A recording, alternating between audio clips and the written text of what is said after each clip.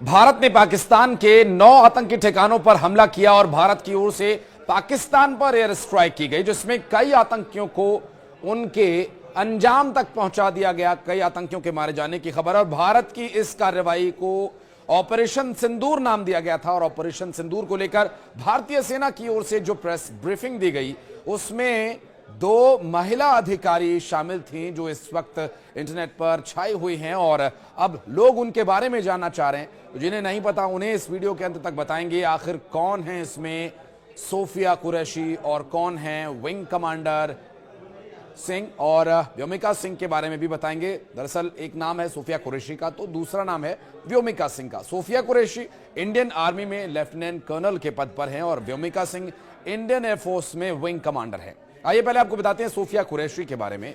Sophia Qureshi मूल रूप से गुजरात की रहने वाली हैं। उनका जन्म 1981 में वडोदरा गुजरात में हुआ और बायोमेट्री में पोस्ट ग्रेजुएशन उन्होंने की है। रिपोर्ट्स में यह बताया गया कि सोफिया के दादा भी सेना में थे। उनके पिता ने भी कुछ वर्षों तक सेना में धार्मिक शिक्षक के रूप में सेवाएं दी थी। एक अन्य रिपोर्ट में यह बताया गया कि सोफिया का विवाह मैकेनाइज्ड इन्फेंट्री के एक सेना के अधिकारी मेजर ताजुद्दीन कुरैशी के साथ हुआ और उनका एक बेटा समीर कुरैशी है। भारतीय सेना में सोफिया की एंट्री साल 1999 में हुई और उन्होंने 1999 में चेन्नई स्थित ऑफिसर्स ट्रेनिंग एकेडमी से प्रशिक्षण प्राप्त किया। इसके बाद सोफिया ने सेना में लेफ्टिनेंट के रूप में कमीशन प्राप्त किया और साल 2006 में सोफिया ने कांगो में संयुक्त राष्ट्र शांति स्थापना मिशन में सैन्य पर्यवेक्षक के रूप में सेवा भी दी। वो 2010 में शांति स्थापना अभियानों से जुड़ी रही। पंजाब सीमा पर ऑपरेशन पराक्रम के दौरान उनकी सेवा के लिए उन्हें general officer commanding in chief यानी GOC यानी प्रशंसा पत्र भी दिया जा चुका है। और तत्पूर्व भारत में जो बाढ़ राहत कार्यों के दौरान उनके उत्कृष्ट कार्य के लिए उन्हें सिग्नल ऑफिसर इन चीफ का प्रशंसा पत्र भी मिला था। उन्हें फोर्स कमांडर की सराहना भी मिली और लेफ्टिनेंट कर्नल सोफिया कुरैशी उस समय भी सुर्खियों में आई थी जब उन्होंने एक बहुराष्ट्रीय सैन्य अभ्यास में भारतीय दल की अगुवाई की थी। तब भी वो इसी तरह भारत की सेना का नेतृत्व कर रही थी और तब वो ऐसा करने वाली पहली भारतीय महिला अधिकारी बन गई थी। और इस अभ्यास का नाम एक्सरसाइज फॉर 18 नाम दिया गया था, जो भारत की ओर से आयोजित उस समय का सबसे बड़ा विदेशी सैन्य अभ्यास था। लेफ्टिनेंट कर्नल सोफिया कुरैशी इस अभ्यास में भाग लेने वाले 18 दलों में एकमात्र महिला अधिकारी थी और भारतीय दल में कुल 40 सदस्य थे उस वक्त, और उस समय भारतीय सेना के सिग्नल कोर के अधिकारी भी वो थी। अब बात करेंगे विंग कमांडर व्योमिका सिंह की। तो विंग कमांडर व्योमिका सिंह भारतीय वायुसेना की एक वरिष्ठ अधिकारी हैं जो हेलीकॉप्टर पायलट के रूप में कार्यरत हैं और उन्होंने 18 दिसंबर 2004 को 21 SSC WFP फोर्स को कमीशन प्राप्त किया इसका, और उनका करियर हेलीकॉप्टर संचालन में केंद्रित रहा और उन्होंने विभिन्न प्रकार के इलाकों में 2500 से अधिक घंटों तक उड़ान के पूरे किए हैं। 7 मई 2025 को भारतीय सशस्त्र बलों द्वारा पाकिस्तान और पाकिस्तान के कब्जे वाले जम्मू कश्मीर में आतंकवादी ठिकानों पर किए गए ऑपरेशन सिंदूर के दौरान विंग कमांडर व्योमिका सिंह को मीडिया को संबोधित करते हुए लोगों ने देखा और ये नाम उनके द्वारा नामित किए गए थे। और व्योमिका सिंह की भूमिका न केवल उनके सैन्य कौशल को दर्शाती है बल्कि वो ये संकेत देती है कि वो भारतीय वायुसेना में एक प्रेरणादायक महिला अधिकारी के रूप में भी स्थापित हो चुकी हैं। और उन्होंने ऑपरेशन सिंदूर के बाद के हालात के बारे में विस्तार से जानकारी दी।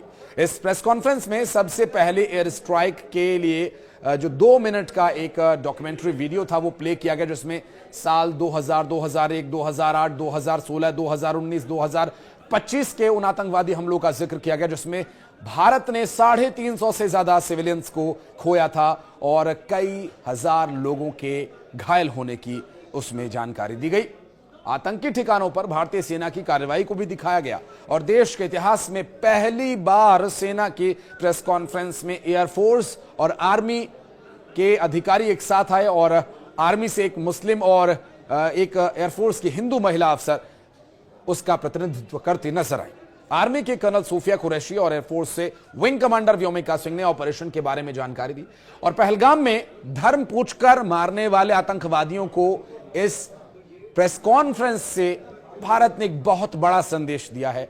धर्म पूछकर मारने कहां किस निचले स्तर तक ये आतंकवादी जा चुके हैं, उसका ये जवाब भारत की तरफ से दिया गया। और वो ये कि यहां धर्म पूछकर नहीं, कर्म प्रधानता मायने रखती है। और पहलगाम में कायरतापूर्ण हमले में मारे गए परिवारों के बारे में इन दोनों ही सैन्य अधिकारियों ने संवेदना प्रकट की और उसका बदला लेने के बारे में पूरी जानकारी दी। इसमें परिवार के सामने लोगों की हत्या किए जाने को कायरतापूर्ण बताया और लोगों को सिर में गोली मारी गई बचे हुए लोगों से यह कहा गया कि वो इस हमले का ले जाकर संदेश अपने प्रधानमंत्री को दें।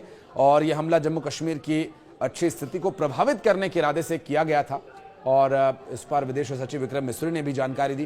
दरअसल करीब पिछले साल 2 साल से यहाँ पर जो हालात हैं, लोग अच्छे से आ रहे हैं जा रहे हैं। और पिछले साल की अगर बात करें तो यहाँ 2 करोड़ से ज्यादा पर्यटक कश्मीर आए और हमले का मकसद यही था कि कश्मीर को अस्थिर दिखाना है, कश्मीर में सब कुछ ठीक नहीं है ऐसा दिखाना है, जबकि वहां सब कुछ सामान्य हालात में चल रहा था। और कश्मीर के विकास और प्रगति के बाधक बन करके ये लोग सामने आए थे और इसे पिछड़ा बनाए रखने के इरादे से यह हमला किया गया था ताकि लोग यहाँ जाना छोड़ दें और यहाँ की जो सामान्य होती या तरक्की पसंद जो लोगों की सोच है वो वापस लौट करके उन्हीं बम बंदूक और हथियार के इर्द गिर्द घूमने लगे। हमले का यह तरीका जम्मू कश्मीर और देश में सांप्रदायिक दंगों को फैलाने से प्रेरित था और एक समूह ने खुद को TRF का प्रतिनिधि बताते हुए हमले की जिम्मेदारी ली और इसे UN ने प्रतिबंधित किया है और यह लश्कर से जुड़ा हुआ आतंकवादी संगठन है।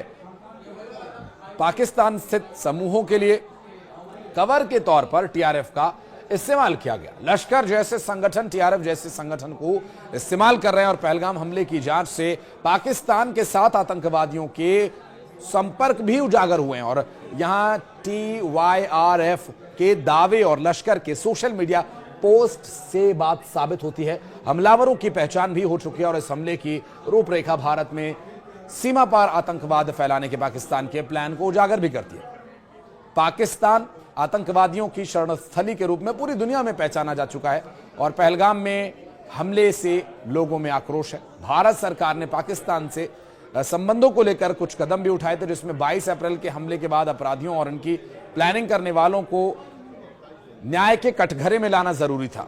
वे इनकार करने और आरोप लगाने में ही लिप्त रहे और पाकिस्तान से आतंकी ठिकानों के बारे में भारत को सूचना बहुत लंबे समय से थी। भारत पूरी दुनिया को बता रहा था, ये देखिए यहाँ पर आतंकवादी ठिकाने, यहाँ पर हाफिज सईद रहता है, यहाँ पर मसूद अजहर की फैमिली रहती है, यहाँ पर फलाना संगठन काम करता है, यहाँ ठिकाना संगठन काम करता है। ये सब कुछ हम पूरी दुनिया को चीख कर बता रहे थे, लेकिन कोई सुनने को तैयार नहीं था। लेकिन अब सुनेंगे, अब सब शांति से सुनेंगे और हमले के बाद की जो स्थिति है, हमले में जो कुछ हुआ, इन्हें रोकना बहुत जरूरी था। ये बात खुद विदेश सचिव विक्रम मिस्री ने कही।